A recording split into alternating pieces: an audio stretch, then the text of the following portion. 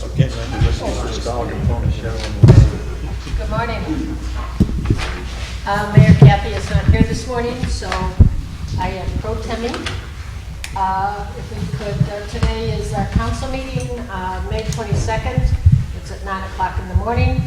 And if we will stand in a moment of silence and say the Pledge of Allegiance.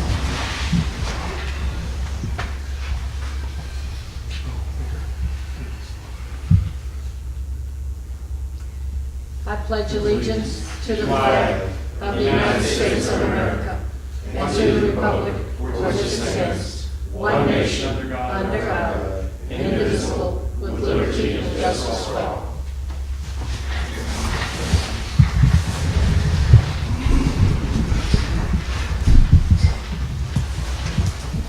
Adrian, roll call, please. Mr. McLaughlin. Here. Ms. Albrecht. Here. Mayor Kathy. Mr. Wallace. Here. Mr. Putnam. Here. Any council comments? Nope. Nope. No.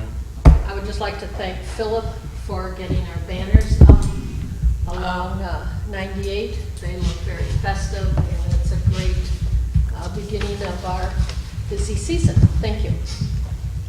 Any citizens' comments?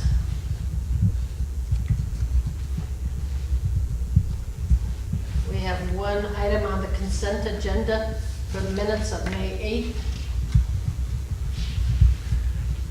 Move that we accept. Second? Second.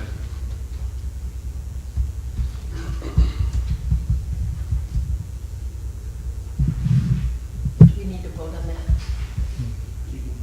Doesn't matter. No, y'all agree. Okay. All right, let's start with planning and zoning. We have two scheduled appearances. Planning and zoning, Jim Bush and Alara, I believe, are here. We're here for the transmittal hearing for the coastal conservation element of the comprehensive plan. And we can basically, we're here to answer any questions or address any issues y'all might have. We can do this any way you want. We can either do it now or we can do it at the first reading later on. So how do y'all prefer to handle that as far as the issue is concerned? Why don't we do it, do you prefer, Mel, is there one way that's better than the other? It doesn't make any difference. If you want to get Dewberry in and out, we can take them first. And Okay, why don't we do it when we talk about Okay, it? I have a couple other issues I'd like to address to you too. We had hoped to wrap the comp plan up next week, but we finished the last two elements at our meeting yesterday. But in doing so, we took a look at the future use element, decided that we needed to revisit that. We previously only had one of the land use elements which had a 48-foot height extension permission, and we now have three. And we're thinking that perhaps we're a little bit too permissive in what we're doing. We're afraid that if we're too permissive in what we're doing now, it's going to be hard to be less restrictive in the future. And we know the developers want it the least restrictive possible. We're also 100% sure that the citizens want it the most restrictive we can possibly make it. So that when we do it, we want to get it right. And I guess what I'm looking to get from you guys is some kind of guidance on where you want us to go with this. Okay, we've changed some land use categories, and in doing so, we also changed some height restrictions. Currently, there's three areas where we've got a 48-foot height restriction, the others are 32. High-density residential, which is condos, large apartments, that speaks for itself, 48 feet. The general commercial category in the past had a 48-foot height restriction, and that's where hotels kind of used to fall. Now it's in the high density in the tourist commercial area, and we just took the 48-foot restriction we had before and carried it over. General consensus among the board members are, the Planning and Zoning Board, is we don't think that we need 48-foot office buildings. But we'd kind of like to get your input on that thing because that's the way it was in the past. The other area is the tourist mixed-use area where we've got 48 feet. And that's where some of the hotels and stuff fall into. I, for one, and I don't know how many other people on the Planning and Zoning Board, wasn't aware that the height restriction didn't take into account the 17-foot elevated status when somebody's got piers in. So we can end up with buildings well over 48 feet if you take that into consideration. So our general thinking is 32 feet for hotels may be enough when you start adding that elevated thing too. So we're scheduled to meet again in our next meeting, which will be our regular meeting on the 5th of June. And we would kind of like some guidance from you guys on what we're looking for as density and height restrictions. We kind of prefer to keep it where it is now. And if we want to get more restrictive in the future, fine. But we're concerned that if we get less restrictive now, it's going to be extremely difficult to go back. So we're kind of looking for some input from you on that. In addition to that, we were hoping to wrap up the comprehensive plan and have it to you by the end of June. I don't think that's going to happen now. The dates we're looking at right now is for us to have our review complete on the 15th of June and then present it to you for your first reading and transmittal vote on the 10th of July. So that's what we're looking at right now. And of course, the process on that would be the same as it is what we're doing now as far as transmitting to the state. You'd hold a transmittal vote. When it came back from the state, either approved or disapproved, and we're 95% sure that it'll be approved because they've already taken a look at it and said it kind of looks okay to us. So as soon as they send it back, then you'd go ahead and have an adoption meeting on it, and then you vote on whether or not you want to adopt it. And then the other final thing I want to bring you up to speed on, the LDR grant has been submitted for us to start work on that. We may not hear back on that until sometime in August. Hopefully it'll be before that, but we'd like to get started on that as soon as possible because not only updating the LDR in accordance with the new comp plan, but we also need to take a look at the land use map because it's incorrect as it currently stands. So we're going to need to make additions and corrections for what it is now, and then we're also going to have to bring it in compliance with the comp plan. So we'll be looking at doing that as soon as we get that grant too. So for today, you really want our input regarding the restrictions? We don't need that today. Like I say, it's going to be 2 weeks before our meeting. Okay. If we could just get it when our agenda comes out so we have some kind of idea of what we're looking at then, we're not going to need that now, just 2 weeks from now. Okay. All right, thank you. Thanks. And Dewberry, and Dina is here today. Good morning. Good morning. So I have a couple of updates. The 23rd, 33rd Street, and Canal Parkway permit applications have been approved verbally through DEP, so we expect to have the permits in hand shortly. Beaches and Shores is still drafting those, so we have some progress there. Also, the beach renourishment project, the JCP Joint Coastal application is expected to go out next week. And the 36th Street utilities, we expect GAC to start those bores next week as well. So that's all I have unless you all have questions. Anybody have questions? Nope. Thank you. Thank you.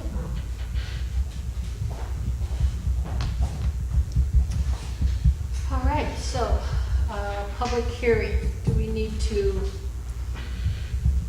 for the transmittal hearing, to amend the coastal management element of the comprehensive plan?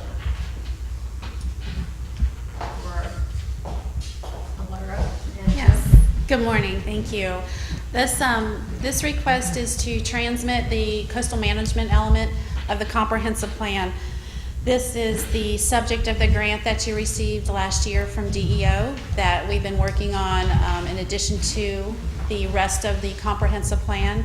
And your grant cycle is in the end of its term, so this is the deliverable for the deadline, which is the end of this month, to transmit the coastal management element of the comprehensive plan to the state and other reviewing agencies for them to review. And the process is when you update the text of your comprehensive plan, it goes through the Planning and Zoning Board, and they hear it and make recommendations to you as to whether or not they're comfortable with it going forward, and their recommendation is has been for you to transmit it to the state for review. And so the state gets it, they review it. They have 30 to 60 days to review it among the other state agencies, and they'll come back with any comments or objections or recommendations that they have.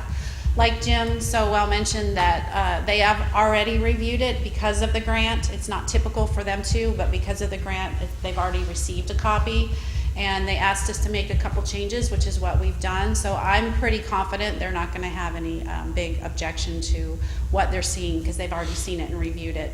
And then it will come back to you, and then you will adopt it by ordinance, which will be your second reading. And I expect that to be sometime in August, depending on the timing of how it all flows through the system. But we brought this to you last month and went through it, and there are certain components in this that were the results of the vulnerability analysis that you received last month, and some requests from the grant, the receipt of the grant. So unless you have something to add, the Planning Commission has recommended that you transmit this, and if there's any questions regarding the text of the element, I'd be happy to entertain those. Questions? No? It's well presented. I don't think so. I think we're all pleased with what you've done. Thank you very much.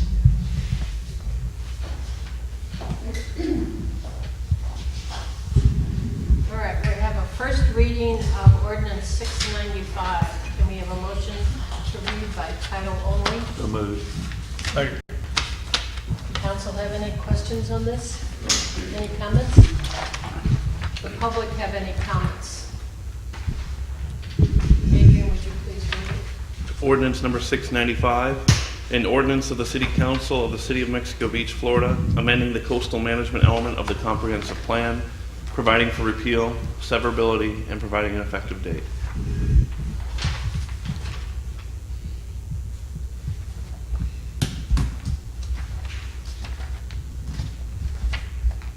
Do we vote on this? No, we don't No. vote on it because it's First not reading. First reading. adopted.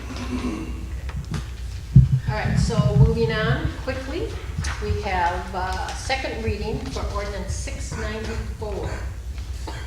We have a motion to read by title only. So moved. Second. Second. Anybody in council have any comments? Public have any comments on this? I don't have any comments on that, but you do need to vote to transmit the coastal conservation element to the state. Okay, thanks. Let's finish this one first, and then we'll go back. Okay, thank you.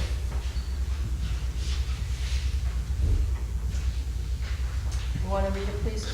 Ordinance 694, an ordinance adopting a 5-year schedule of capital improvements for the City of Mexico Beach, providing for conflict with other ordinances, providing for severability, and providing an effective date. Council have any? You have a vote? Roll call? You need a motion to adopt. Oh, okay, thanks. All right, can we have a motion to adopt? So moved. Second. Good, thank you. Mr. McLaughlin, Yes. Ms. Albrecht, Yes. Mr. Wallace. Yes. Mr. Putnam. Yes. Let's go back to accepting the comprehensive coastal management plan to go to the state. So can we have a motion to? Motion to transmit the comp plan to the state. Right. Second. Mr. McLaughlin. Yes. Ms. Albrecht, Yes, Mr. Wallace. Yes. And Mr. Putnam. Yes. thank you. All right. Resolution 2018-4. These are job descriptions, and we have a motion to read by title only. Yes. So moved. Second, Second. please read. Resolution 2018-04, a resolution of the City Council of the City of Mexico Beach, Florida, revising all current job descriptions, adding descriptions for the Fire Rescue Department, and providing an effective date. Any? Go ahead. Before we move on, for adoption, I'm sure the city of Worthington is a nice place to be, but we don't really care about the city of Worthington, so by all means, disregard those two items. We have a total of 8 job descriptions where the supervision is not listed in the description. So those are minor changes, so I'll just verbally let you know what we need to change. Under the accounting clerk for supervision, it should be the city clerk. For the city clerk, supervision should be the city council. For the city administrator, the supervision should be the city council. For the administration assistant, supervision should be the administrator. Under police officer, it should be the police chief. Under public works director, it should be the city administrator. Utility superintendent, city administrator. And the code enforcement officer, the city administrator. So with those changes, we're free to go.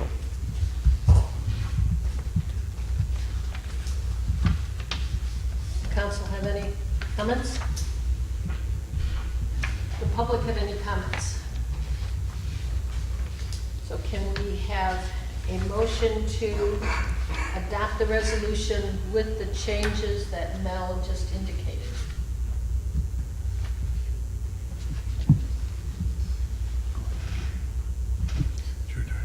Make a motion to adopt You too. with the changes that Mel just noted. I second. Mr. McLaughlin? Yes. Ms. Albrecht? Yes. Mr. Wallace? Yes. Mr. Putnam? Yes. All right, budget time is coming up. So I'm going to pass this on to city administrator, talking about our budget needs, which will begin in June, July. This is when the fun begins. As you know, the budget is just a reflection of the availability of funds. We all like to have a lot of projects to do. We all like to have a lot of toys to do the projects with. But reality is we only got so much money.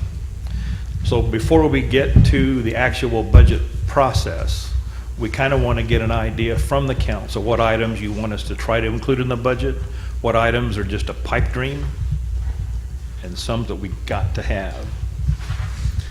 Our budget calendar for the 2019 fiscal year. The department heads have already got their budgets in to the city clerk. That happened May 16th. The end of this month, we'll get the preliminary estimate from the Bay County property appraiser. On the 25th of June, we'll get the taxable value certified by the Bay County appraiser. And that's when we can, with accuracy, get a guesstimate of what our revenue will be for the coming year. On July the 9th, which is a Monday at 9 a.m., that will be our first budget workshop. July 16th, the following week at 9 a.m., our second budget workshop. And on the 23rd and 26th,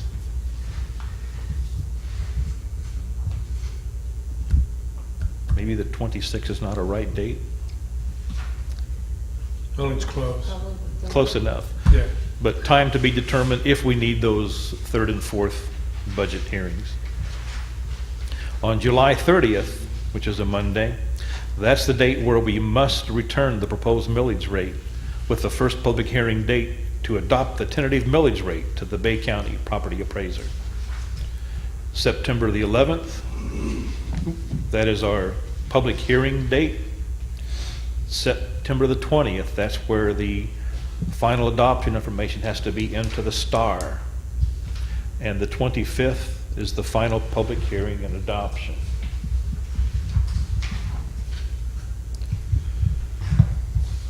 First batter at bat is the Public Works Department. First of all, if Philip could kind of let you know what his staffing needs are, or potential needs are, if he can quit coughing and try to get over his cold that he's got right now. So I'm not going to sit real close to Philip, but that's okay.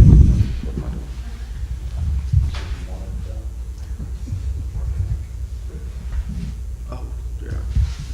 Sorry. One of the things that we're going to be asking for this year is an extra person in our water department and an extra person in our Parks and Recs department. As you guys know, we've added several different more items. We've added Parker Park. Now we got the fish cleaning station. We just updated the canal. We've gotten too much now on our Parks and Rec department, who are only 2 people to maintain and keep maintained in the order and the fashion in which we should maintain it. So Parks and Rec will be asking for 1 more person there, full-time employee, not seasonal, but full-time employee. And the Water Department will be asking for a full-time employee as well. As everybody knows, Mexico Beach is growing, continue to growing, and we only have 2 people in that department as well, which is Mary Leonard and Delray Addison right now. With the additional person, we hope to be better at keeping up with all the installs that we do, the immense workload that they have. You guys see the weekly reports every week, the amount of locates that they do, the repairs to service that they do, working with customers, trying to find their shut-off valves, stuff like that, field maintenance type items. Right now, like I said, we only have the 2 people, and bless their hearts, they're about running to ground.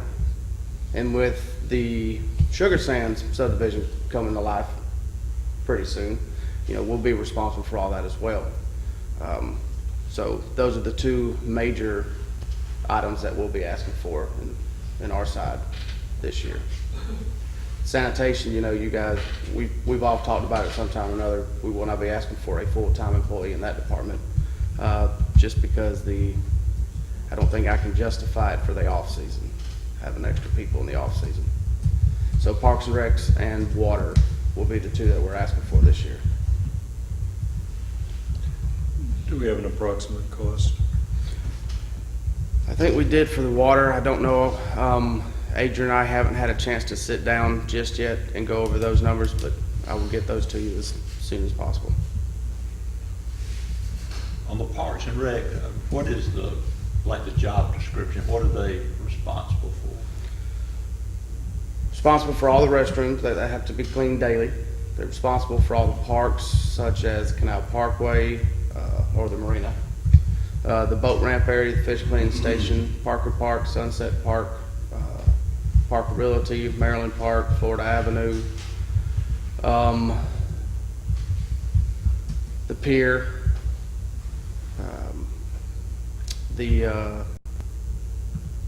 and when I say the parks, I mean grass cutting, weeding, flower beds, the playgrounds themselves, excuse me, as well as they got to maintain the signs on either end, or actually there's 3 of them.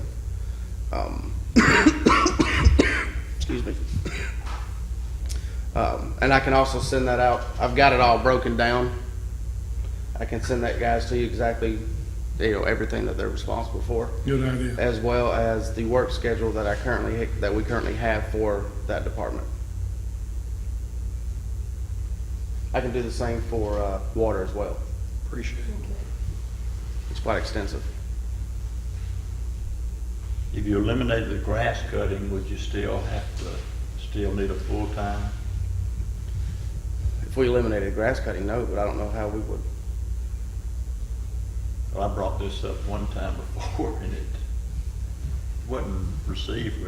In every community I go in, they use inmate labor to help with those things, and as we grow, sometimes I think we need to look at other avenues, not eliminate any jobs, but like you said, we've added parks, added responsibilities, and understand that certain places you wouldn't want them probably out on the pier and like that, but there's a lot of areas I think that I see that they could be used. I actually met with the Gulf County work facility, work camp, and there, we talked about that possibility, and currently, I did not know this, but they supply a workforce to all of Bay County, Gulf County, obviously, and other surrounding areas, and they don't have anything or any other bodies that they can send out to us. I met with them last year about that. I had a good long discussion with them. They did say though that they would give me a call, shoot me an email whenever, if something did come up, but right now they're maxed out. Okay.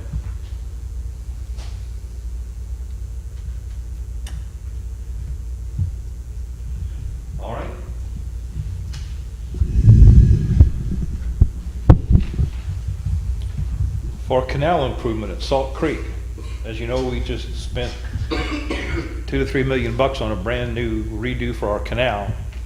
And that one little corner of Salt Creek has some issues with the culvert going underneath the road. So Dewberry has applied for some restore funds to improve that corner. That has no timetable. That's not an immediate definite thing, but it's just on the radar. When we have our seawall improvements, so that we just recently did, if you go east of the CDC office, the new seawall stops before it turns towards the 98 bridge. Some of that area is starting to look rather unstable. So at some point, we have to take that seawall around that corner to kind of help stabilize that area. Again, we don't have a timetable, we don't have funds promised to us yet, but just keep in mind that's something that needs to be done at some point in the future. Mexico Beach Pier, isn't that a pretty pier right there? That's just the first guesstimated design of what it might look like if we're able to build it. The cost estimate is $7.4 million, and as you know, we don't have $7.4 million. We do have the 0.4. And of course, I did put too many zeros in the 7.4. I botched up on that one. I got a little heavy on my fingers. Sorry about that. But we have applied for Triumph Gulf Coast Fund to the tune of $3.7 million, which is half of that. We've applied to the Restore Act for some money as well. We're searching for other funding opportunities. And at this point, no one's promised us a dime. The CDC has promised some money, but we don't know what that is at this point. We do have our $300,000 for this sitting in our fund. So we've started.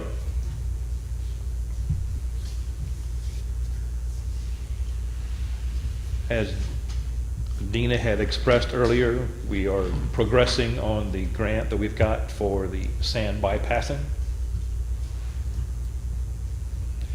The City Hall backup generator. Right now, the City of Mexico Beach nowhere has a storm-ready emergency facility. Our new City Hall does have 140-mile-an-hour rated windows, so that's the closest thing we have. A generator would allow for a local command center, and the cost estimate is less than $20,000, but that's just a guesstimate at this point. So that's something we'd like to accomplish at some point here in the future. The Parker Park Pavilion, the intent is to the next FERDAP grant funding cycle to apply for funding for the pavilion. Parker Park Stage and Amphitheater, that's part of our phase 2 for that. The original cost estimate was $120,000. Again, because there's no funding mechanism, it's just out there on the list and no timetable. Alternate water source, that is in progress at this particular time. Paving projects for 33rd and 23rd Street. Cost estimate's about $50,000, and as Dina reported earlier, our approval for the permit should be forthcoming. 15th Street sidewalk, that's a dangerous curve around 15th Street as it winds around right before you get to the Casuna subdivision. The only place for pedestrians to walk is in the street. We've applied for TAP funding, and so far we've been denied funding, so at this point, that's a project we need to do, but no funding attached to it. Do you have an approximate cost on it? Really do not. That was It's expensive. Yes, I know. because of the pedestrian bridge we'd need as an add-on. Yeah, we have to get a volunteer to get killed there, and then we'll get attention from the state. Unfortunately, that's the way they do it, is they do look at accidents and deaths. And Yeah, luckily, we haven't killed anyone. and we don't have any volunteers either. do No, not yet. we? I nearly got it once there. When I was, actually, we were taking, Dewberry and I we were taking photographs on how dangerous that was, and I didn't see the truck coming from behind me, and he nearly got a real good photograph of me splattered there. But it is a dangerous area, and the more we build in the area on this side, the more times you see people walking the street to get to the beach. It's a dangerous spot. Beautification project, you can recall a couple of years ago, we applied for a beautification project to enhance our entrances into the city. We did get approved for that, but we rejected the grant because we had too many irons in the fire. Now that a couple of years have passed, we are eligible to apply for that again. At this point, we have not applied, and the intent is not to apply for next year, but maybe something in the couple of years from now would be appropriate. Wastewater improvements. Every year we try to spend about $40,000 to line some lift stations and manholes where we have some leaks. We'd like to spread that out in some of our lines that might have some leaks as well. But that's an ongoing thing we try to put in the budget every year. City yard expansion. We are filled to the gills with all the stuff we have in our city yard. The St. Joe Company, we found out, is agreeable to selling 5 acres to the city on the north end of the yard. We are in the process of working out the details about price, the exact which 5 acres needs to be surveyed and things of that sort. So we were on our way to at least getting it can probably happen. So more details to follow. Yeah, need that. Civic Center improvements, need to improve the kitchen and the bathrooms. That's a future project. We do have a sufficient amount of tile to finish out the floor in the bathrooms and the kitchen, but we want to do a little better job than that. So that is something that's a future project. We'll try to get it in this year's budget, but we'll see how that shakes out. Sanitation garbage truck. Each year we do budget $50,000 a year so that every 3 years we have the sufficient amount of cash to purchase a new truck. Sanitation dumpsters. You recall that we recently got $15,000 for dumpsters. Those have all been used already because we replaced all the rusty bottoms that were falling out of the current dumpsters. And so now that we have those replaced, we need some more. Dumpsters have a useful life of, 3-4 years, maybe? Yeah, it depends on where we're located at, and on average about 4 years. Okay. So it will be nice to put some more money in there so we have some extra sitting around when we need them. Road and street improvements to Oleander, that's 8th Street to C Street. We need to replace the pavement, hopefully mill it as well so we don't build it up, which makes the runoff worse. That can come out of the pavement fund. The estimate's about $400,000, we think. So that's something we'd like to get on the docket. Public Works trucks, we have in our estimate that we need 2 for road and streets. That's about $25,000 per truck. And this is not a next year project, but the year following that. We need 1 for Parks and Rec, because we only got 1 truck for Parks and Rec. And sometimes we need to split our people up. So in the 3rd year, we need the $20,000 for that. The canal needs a different truck as well. So in the 3rd year, we'd like to shoot for some new vehicles for them. But again, those are not this year's, but in years 2 and 3.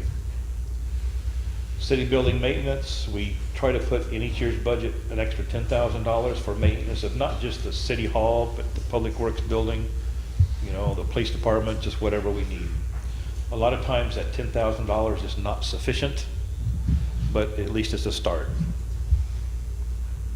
Boat ramp restrooms, at some point we need to install the bathrooms using the boat ramp funds, but because we put the fish cleaning station in, that fund is now pretty low. So that's a future project. The estimate's about $30,000. So we'll get that in whenever funds are available. Water tower repairs and cleaning. This would be performed under a maintenance contract. The year 1 estimate's about $60,000, and year 2 is about $20,000 in subsequent years. This is assuming that the city council wishes to keep our water tower. So at some point, we need to have a discussion whether or not that is something we need to keep.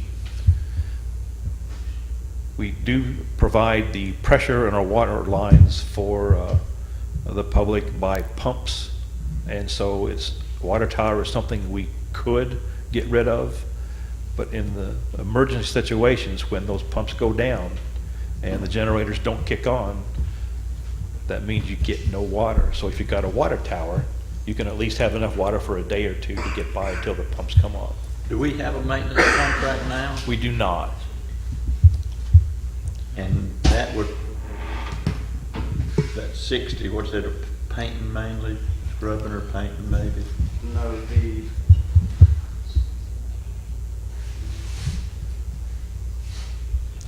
Replacing a lot of rusted areas that, like the catwalk up there, they don't even get on it anymore.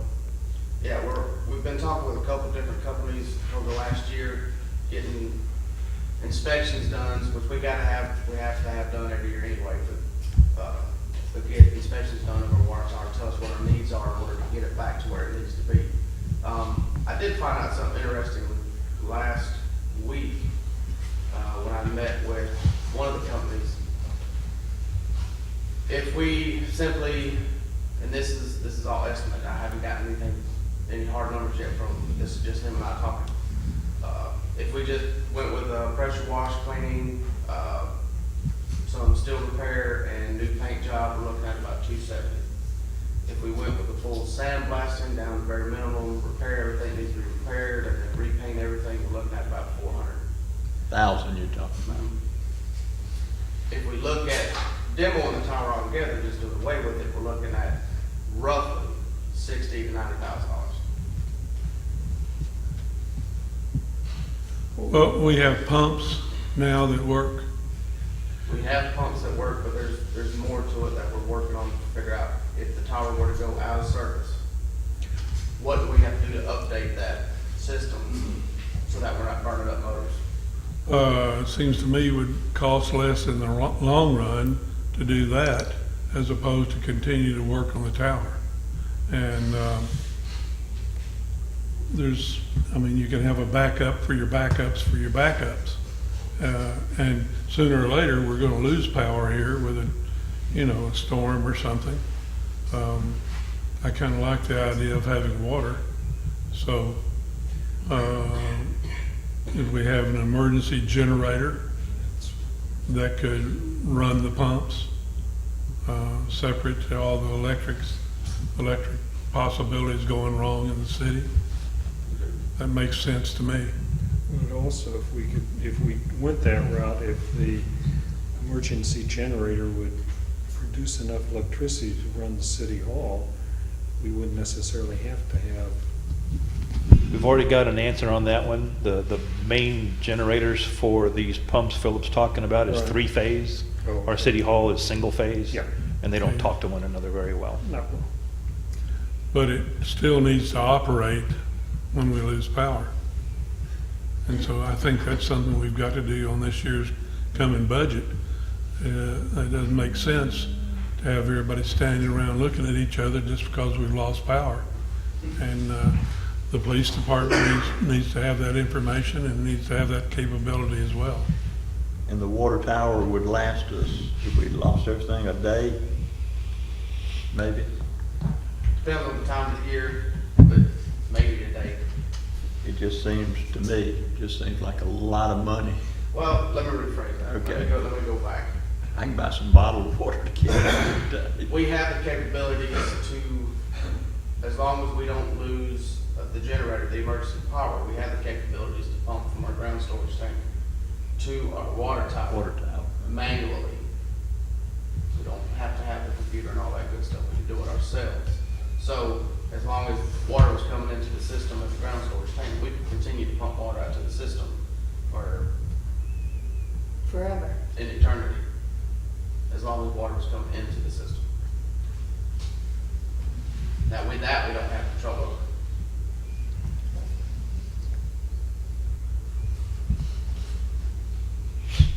All good stuff to talk about. All It all right. costs money too. Everything costs money. Lots of it. The million-gallon tank repairs and cleaning. We had a previous estimate of about a 30,000 year one estimate to make it up real nice, and 15,000 in subsequent years, but that's just a guesstimate. I don't know what the latest are. The latest is 92,000. To do the repairs, the cleaning, and everything. So neglect for a number of years puts us in this point. That one we can't do away with. We have to, that one we have to have. Anything else for Public Works before we go into the police? When was the last time we had got a new sanitation truck? Last year, year. right? And so our idea is every 3 years. Yes, ma'am.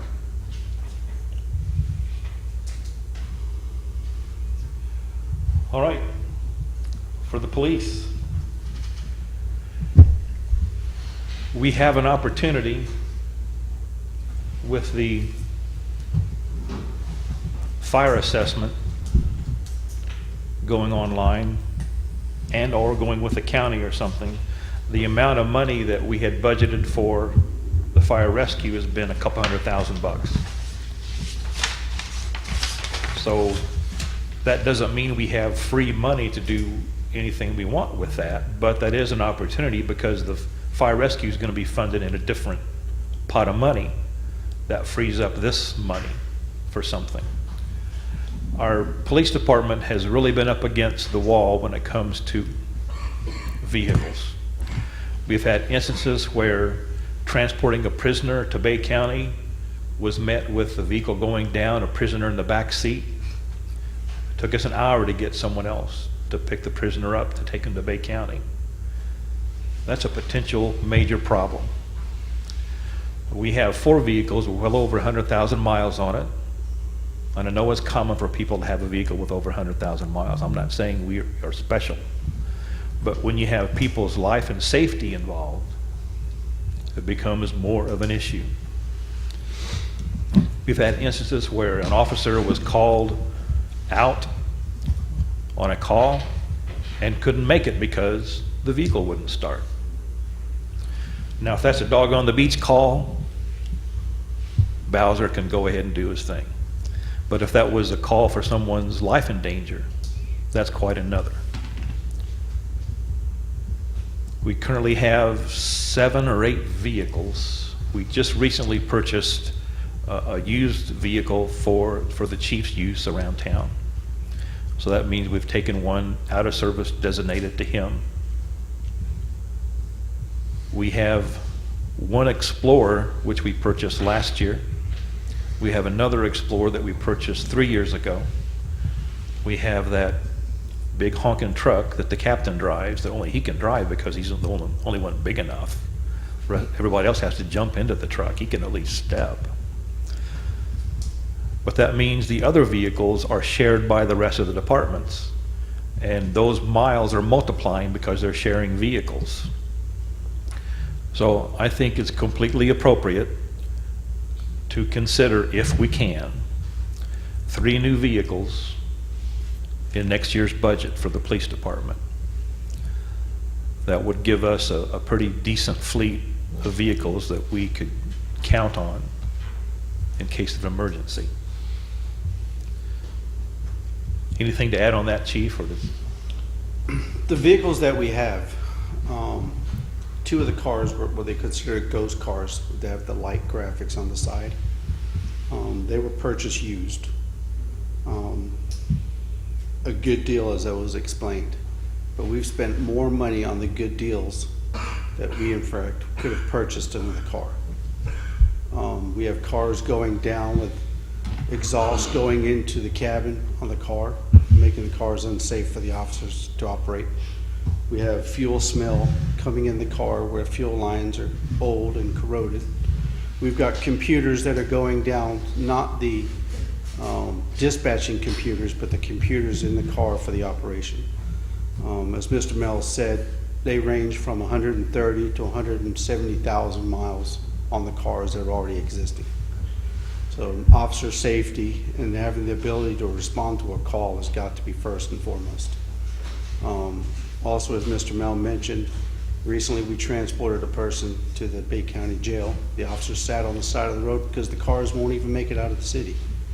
The Explorers that we have, I have those assigned to my supervisors that are working 3 to 3. In the event that somebody does need to go to jail, one of the 2 vehicles assigned to each side of the shift will be utilized to prevent an issue of the car being broken down sitting on the side of the road. Now, fortunately, in this particular case, the officer knew the male that was in custody. Had that been a female and transported to the jail, even though we have car cameras on the dash and the front and back seat and body cameras, the potential of a lawsuit was just astronomical there if it had been a female in the back of the car. So the importance of the vehicles has to be first and foremost, I feel. So we guesstimated with all the stuff you gotta put on a vehicle, getting them on the state purchasing plan, about $90,000 collectively for all 3 of them, total. That's how our cars looked in the past, and that's our future. You've seen the 2 that we have darting around town. Now we get to talk about the 8th officer and the police secretary. And I'll let the chief take this one so he knows what's going on there. Being the chief for the past almost 2 years, I've had an opportunity to look at the budget. And obviously the budget's the foundation of what this department needs to operate. And utilizing the budget in a manner that's conducive to the city and has the opportunity for the operation to run correctly for the department. We have an individual that's at the front desk that is paid in a position that position's not being used. They're paid as a dispatcher, but yet they do not dispatch. They're paid to answer a telephone that the captain's already in the building can answer a telephone. If an individual comes to give a report or found an item that was part of a crime or lost property, the front desk person that's currently there is not a sworn officer and cannot take that property legally, cannot take evidence, cannot report an incident because they're not a sworn officer. What I'm asking for is an 8th officer to take that position. In actual fact, it's $2 less an hour, even with a loaded fund. I spoke to Adrian about it a couple weeks ago. Depending on how the insurance is balanced out, I think it's more important that the department has an 8th officer. That way, on weekends, I guarantee 2 people working the day shift. I still have a 3 to 3 supervisor, and then you'll have your nighttime 7 p.m. to 7 a.m. With a 3 to 3 supervisor, you've got coverage also in the evenings. But right now, the way it's set up, we're spending money out of a budget that's not being utilized to its best opportunity. I would like to have an 8th officer's position to replace that person at the front desk. That way, if in the event that there's an issue, I've got an additional officer for shift coverage for the community to respond to your fatality that could pending occur on the bridge, right? But I'm not saying the importance of that front desk person is not as important as the road officer, but officer safety is first and foremost. All right, the officers are taught in the academy from day 1 officer safety. We've got officers doing traffic stops. The amount of drugs and weapons and things that we've been finding, because we have a proactive department right now that's using good common sense, but the officer safety's not there. We go domestic calls. Now, granted, we can call an adjacent agency. We do have mutual aid set up, but that's 15 or 20 minutes. 15 or 20 minutes, a lot of things can happen to an officer. So even though we do as much caution as we can to add to every incident, 2 personnel is a lot better than 1. I think it also makes sense that if we use the front desk position as a sworn officer, the captain's going to be there, the phones are going to be answered. I work Monday through Friday. It can still be worked out.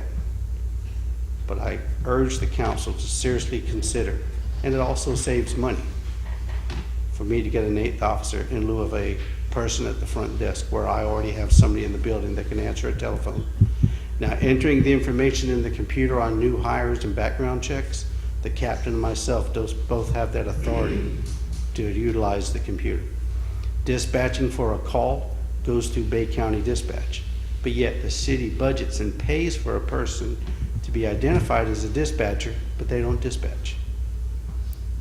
Whereas I can get a uniformed officer that would accomplish a lot more for the public safety of this community.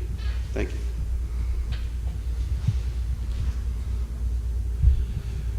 Computer/server upgrade.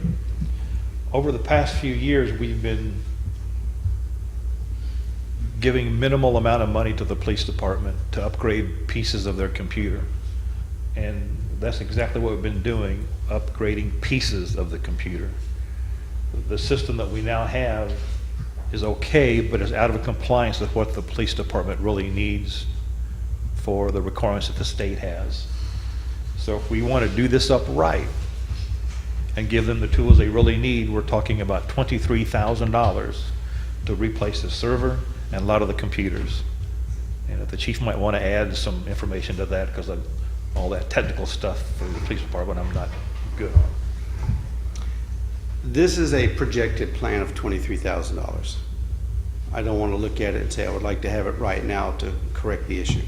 But there are certain compliances that, with the applications on the computers that we use, do expire in September of this year. Sergeant Foster is one of my IT gurus. We were given a $5,000 budget last year for the computer upgrades, and we were able to upgrade and replace, and he actually built 4 new computers, one specifically for our body camera information, and one that I use currently, the captain, and obviously Sergeant Foster. The computers that we were using from the previous administration were bits and pieces put together, and the computers do not speak to one another. For instance, if an officer writes a report and it's forwarded to the captain, or an officer needs to pull up that information about a previous incident, the computers do not speak to each other. So we need to change the server so our computers will identify and be able to communicate with each other. We also need to improve our patrolmen's desktop computers at their workstations. Now, right now, obviously, if we work on the server and we can get 1 or 2 computers that Sergeant Foster can build, then we can utilize 2 workstations instead of 4. We recently also found a laptop that was out in the storage facility that Sergeant Foster is trying to take the innards out to update for our evidence department. Again, evidence is one of those items that you will lose a case in a heartbeat if the information is not stored correctly or the evidence itself is not logged correctly. Now, my ultimate plan for the next 3 years is to get the department up to grade that I can get accreditation for the department. Accreditation would be a better certification. It's kind of like the ISO and everything else for the fire department. We want to afford the best that we can offer the community, but in order to do that, I have to have some upgrades. And some of the stuff that we have do expire September of this year. So granted, this is a projected plan, but for right now, if I can get a third of that, $10,000, $8,000 to get us in a direction, that would be grateful. I appreciate it. What you say expired at the end of the year, are we talking licenses? Some of the programs through CGIS, our communications, not necessarily the licenses, they fall under our publications of renewals. Okay. But this is just some of the information, like Windows 7, Windows 10. It's things that just don't speak with each other, don't jargon. And I have a detailed report that if Sergeant Foster was here, we would probably all fall asleep if he started speaking about it. We are still using Windows 7? On some of the information, yes, sir.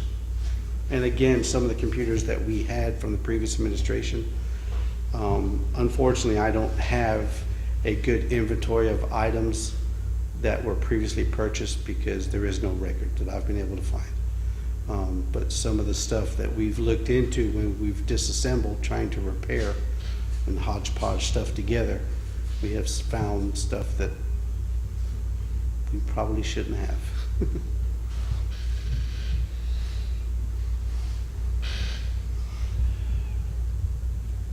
800 megahertz radio replacement. I understand that's been put off for another year? Or- Yeah, when I spoke to Joby, sorry, I talked to him on this, it affects both of us, except I got grant radios before I came here. I have tin cans and strings. It's not gonna be this year, but it's gonna have to be budgeted for the next year, and those radios are like 6,000 to 8,000 a piece, so they'll need, I guess, 8 of them if they have 8 officers. And they'll need that for sure, not this budget cycle, but the next one. How much a piece? 6,000 to 8,000. And again, what I have right now, in fact, my personal radio is 3 pieces of radio that I found out in our building and I made a radio out of. But we do have 4 radios that were purchased several years ago, but the batteries don't last an entire shift. Wait a minute, did you say they don't last an entire shift? No, ma'am. Can the batteries be replaced? We have extra batteries. That's how we're working what we're doing. We do have portables in our cars, but oftentimes the cars won't make the shift because they just, They die. but I do urge each of y'all to come out and ride if you'd like to see. No. You might need to bring your own car to make the shift. Put a bicycle in the back. I do have 2 bicycles, actually. We will utilize those. Next item is body armor. A body armor is not something you purchase and keep for 15, 20 years. After about 5 years, its usefulness is gone. And so every 5 years, we, with the help of a 50-50 grant, we replace all of our body armor for our officers. That's a project coming up in 2021, so it won't be anything in this next year's budget, but estimate's about 15,000. Uniforms, same thing, 2021, don't need it the next couple years, but the estimate's about 5,000. Replace the front foyer step cover and cover rear door with roof. That's about $2,500 that we plan to do in future years, but not this next one. Building inspection, again, a future project. Now we go to administration. Software upgrade. Our current software is adequate, but not as functional as it should be. There are things that Adrian continues to have to do manually that should be automatic with the amount of money we spend on software. The implementation of new software is a very laborious type thing. And we were hoping to possibly get things started to try to get a change this summer into the next budget year, but that's a tall task in the short term. So we wanted to revisit this, so we call it a future project at this point. Computer upgrade.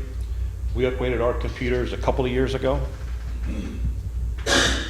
but you have to keep up with the latest and greatest, otherwise you fall behind. So in a couple more years, we'll be asking for some upgrade to our desktop computers. Same thing with the server. It was done at the same time as the other computers. So in future years, we'll upgrade those as well. The copy machine, it's already a couple years old. So in 2022, we expect to get a new one at that point. And code enforcement vehicle. Code enforcement rides around in a little Ford Ranger. You know, they don't make Ford Rangers anymore and haven't for quite some time. So we probably need to get, at some point in the future, a new vehicle for code enforcement. That is the end of the slideshow, which you can gracefully say, yay. Yay. So at this point, does the members of the board have anything they wish for us to consider to place in this next year's budget? Of course, we get copies of all of this. Good idea. Certainly.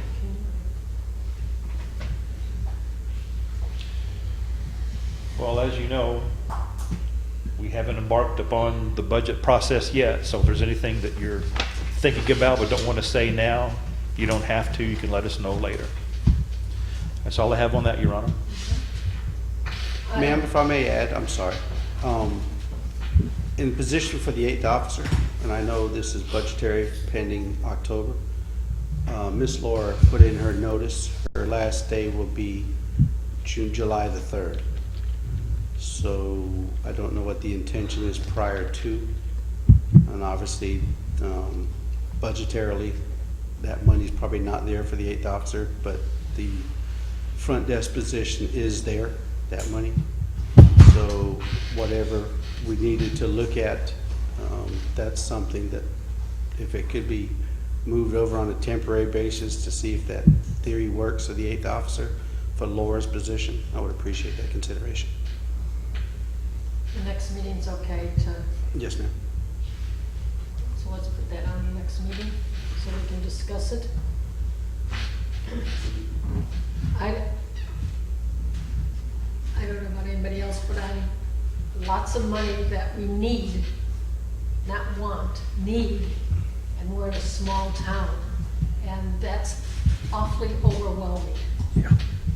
When you look at the size of our town and the taxpayers and things we need just to keep our programs going and our workers safe.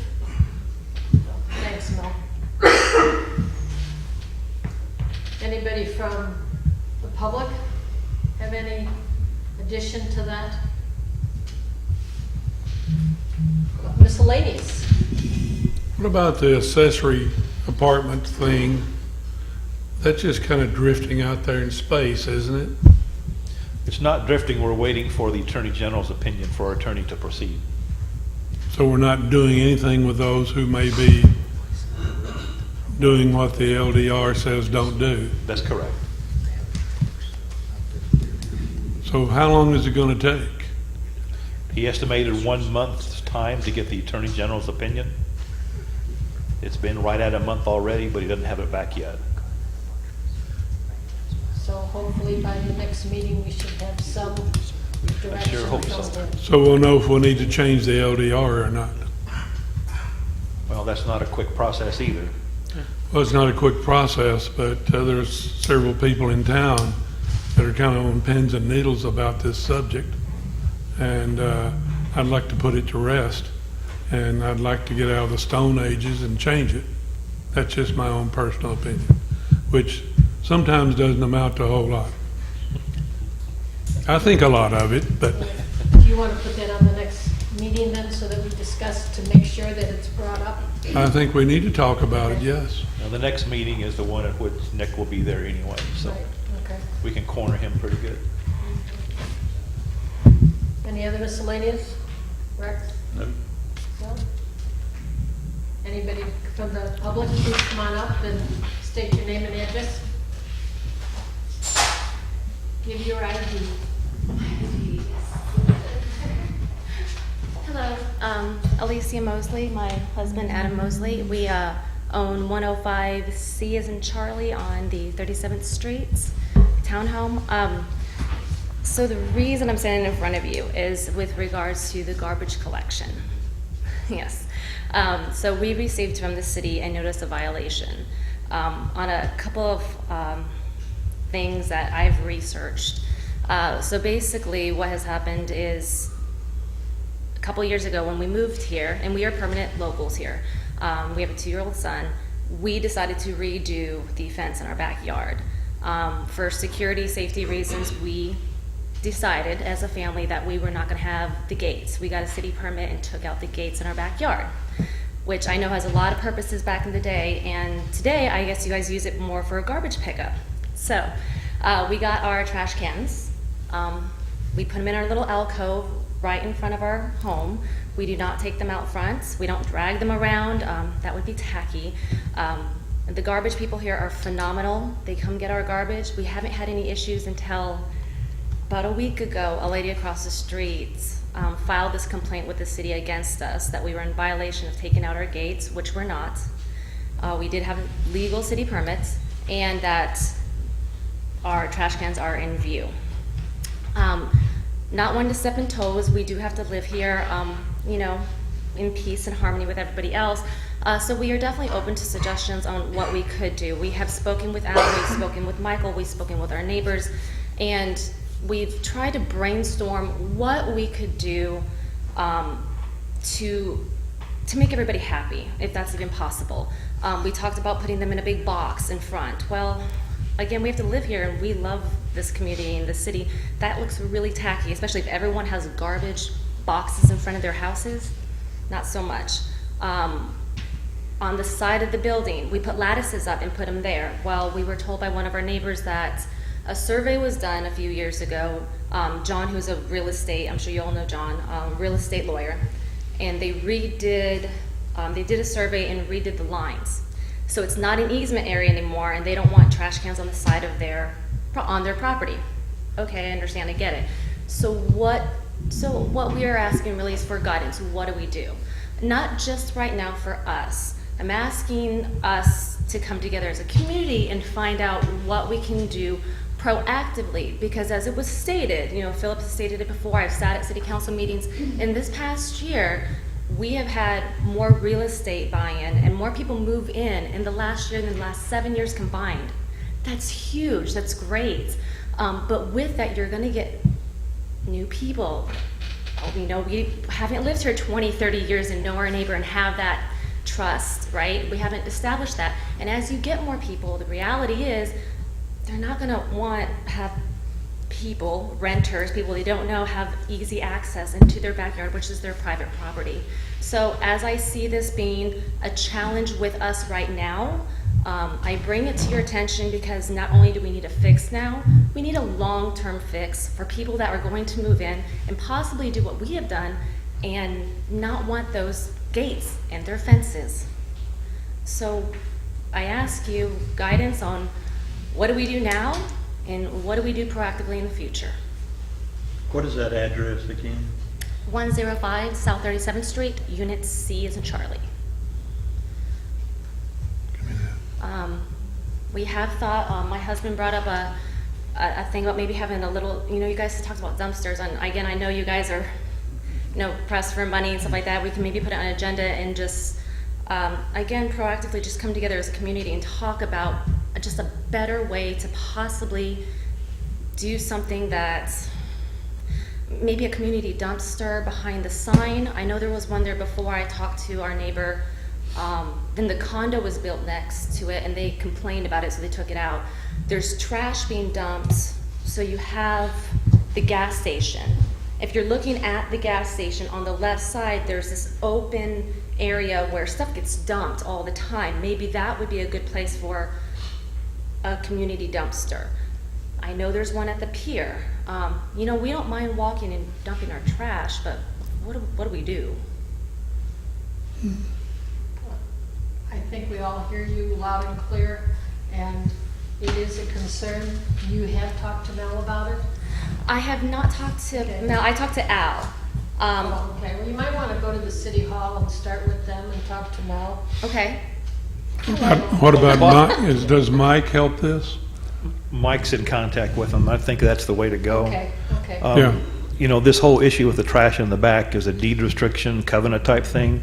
The city doesn't enforce those, nor will we.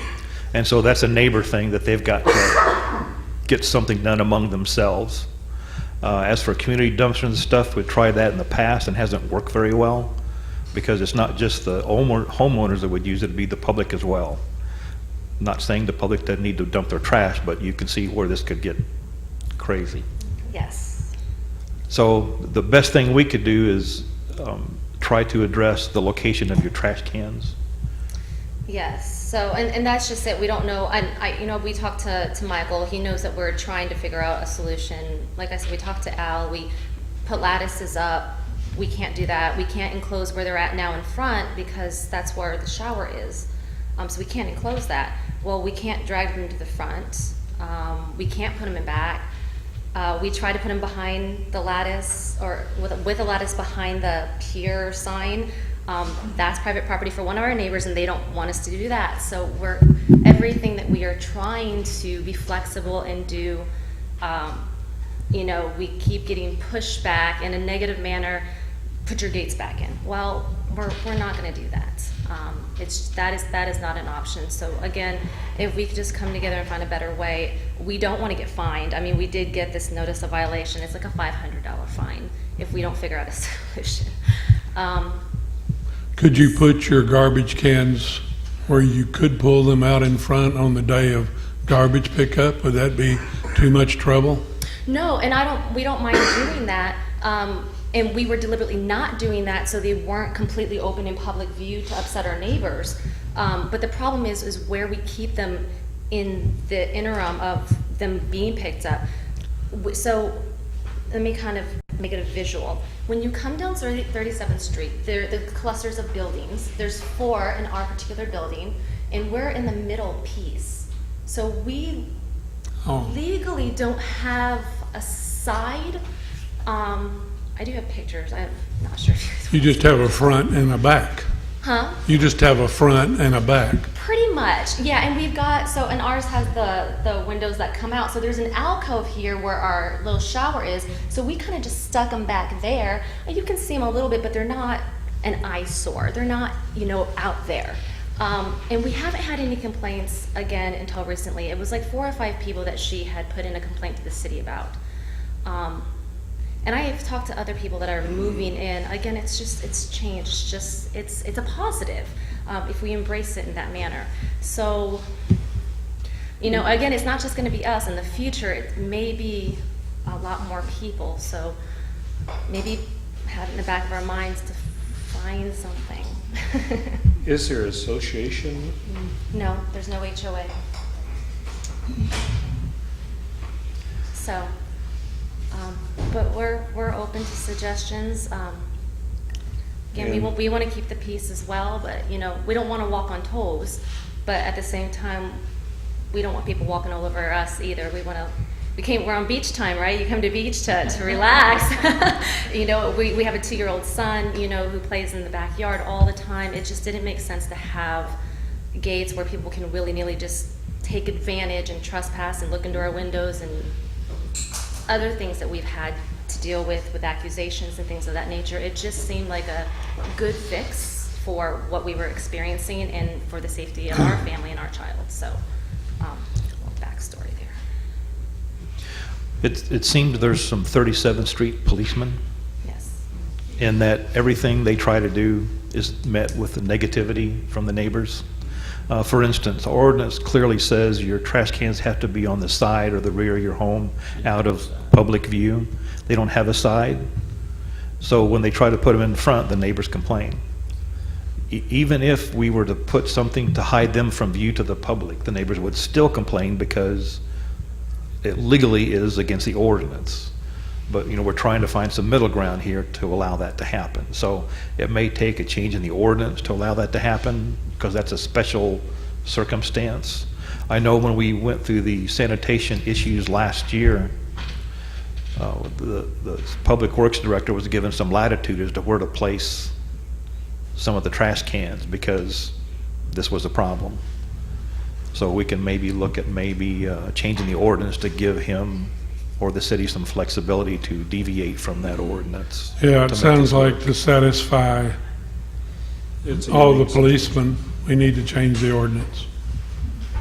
And you sound like you've done everything you can We really tried. to keep peace, because you want to be friendly with everybody. You don't want any hard feelings with your neighbors. We really, like I said, we moved here, we moved out of the city, we moved to a nice, quiet beach community for a reason, for those values, for, those ethics that, most people have. And, we do care about the city. I'm actually the HOA president at Tranquil Harbor. We own property there as well. So I get where you guys are sitting. I sit there as well with our residents in our community with Tranquil Harbor. So I understand the challenge. I understand the sometimes bickering. But I do have an open mind to try to understand everybody's perspective, to try to find out where they're coming from. They've lived here 20, 30 years, done the same thing. I get it. However, it's changed. But it needs to, if we can make it a nice transition, I think would be the best way. So Yeah. in the Sounds meantime, like keep more in common contact, sense would help, too. keep in contact with Michael, and we'll look at what other changes we can make to make this thing work. Yeah, Thank you. nice presentation, by the way. Thank you very much. Okay, Mike, you've got your work cut out for you, Anybody else? but I think that we're going to have to change the ordinance. in situations. Just have to. If people keep throwing up, well, it's an ordinance, blah, blah, blah. Well, you know, when you don't have a side The yard. property is private Yeah, back there, and they have the right to put up a fence. or Sure. have- That's their right. Okay, so Mike, you're gonna keep us posted as to what's going on, and we'll wait to hear from you and see what we can do on this end. Anybody else? Miscellaneous? All right. How about Chief Kelly? Your report? Yes, ma'am. I thought he was done. All right, for the month so far, we've had 288 calls. Total for the year, we've had 1,900 calls. This time last year, it was 195, so obviously the personnel or the people that are in the community were continually growing. We've had 9 arrests, and this is just a breakdown of a few of them. Several of them were driving with no license or with knowledge. We've had multiple investigations going on at the express lane. After reviewing the video and getting statements, we've signed out several arrests, and which one person's already in custody. We're still after the other individual. We had a vehicle stolen from the El Governor. We made contact, or correction, the Bay County Sheriff's Department made contact with a stolen vehicle, and it was more of a boyfriend, girlfriend, I love him, I don't want to sign charges. So the charges were dropped. But we still went ahead and contacted the state attorney's office and did the appropriate paperwork. Completed investigations on a battery charge that occurred in the area on the beach, fraud against the elderly cases, and we have warrants sought out for that individual that's in Rome, Georgia. I spoke about this a couple weeks ago. The individual was going around to residents advertising that he's a maintenance electrical business, and come to find out he did in fact not have a license. So unfortunately, he had gotten several thousands of dollars through fraudulent use of his business that was not an actual business. And we have appropriately completed the warrants, and he's up in Georgia, currently in Rome, Georgia, incarcerated for a previous charge and a violation of another incident. So upon completion of his time for the state of Georgia, he'll be returned here under an extradition, and we will go back to court to put him back in jail again. Do we require business people to have their number registered on their vehicle? Yes, sir. That is a state requirement. However, in this particular case, or one of his particular cases, it was done over the internet. And Over the internet? Yes, sir. And unfortunately, the family that was taken advantage of, and we also charged him because one of the individuals was over the senior age, and What's the senior age? I believe it's 68 in this particular case. 63? Okay, I apologize, Oh. 63. Oh, okay. So not only did we get... So him- does Rex qualify for that?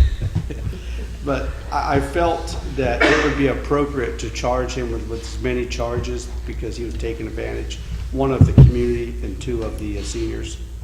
And I felt that whatever charges that we could and should put upon him need to be bestowed upon him, to which we did. But unfortunately,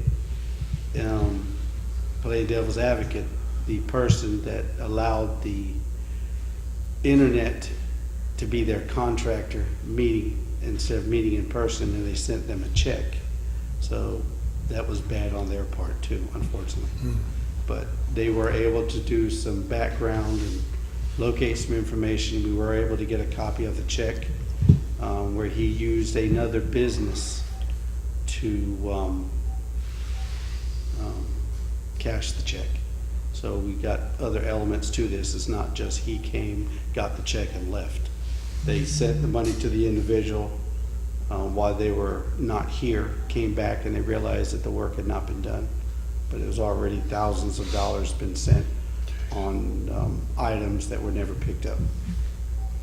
So caution the public, if you're gonna have a contractor come in, make sure that they are in fact a valid contractor, have their identifications. A legitimate business, you'll know, they'll have ID cards and check references. Don't just see it at face value and think it's a good deal and take advantage of it, and unfortunately, you'll be taken advantage of. But other than the calls, the amount of volume, the 9 individuals arrested already, it's pretty much what we've got so far. How are we set up for this coming weekend? I have my reserves, and I do have officers, but I still have 7 officers total. But myself or the captain can be made available. We do come in the event that we need extra personnel. Are most of our cars up? I wouldn't drive the 4 Chargers out of town. That's why I have the 3 to 3 supervisors on the car, on the newer Explorers. Each of them, one's got a DUI, crash accident reconstruction. I have information I was going to hand out to everybody. And one of them has investigative background, so I utilize their abilities in addition to what's going on for the weekend. But no, I wouldn't take the cars out of town. They're fine to drive around at 15, 20, 25 miles an hour, but I prefer that they do not go out of town because it's an officer safety issue. I still like the idea of parking one on 98. Well, I tried that one time. I think It got we had me you once. slowed down. Yeah, I did And then slow I had down. the one citizen make a phone call and complain because the officer was rude and wouldn't roll the window down and there was nobody in the car. Nobody in the car.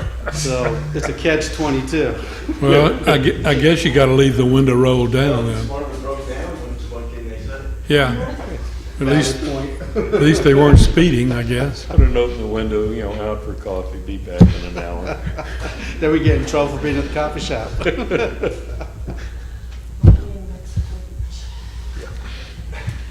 Okay, thank you. How about Chief Simmons? Yes, ma'am. Thank you.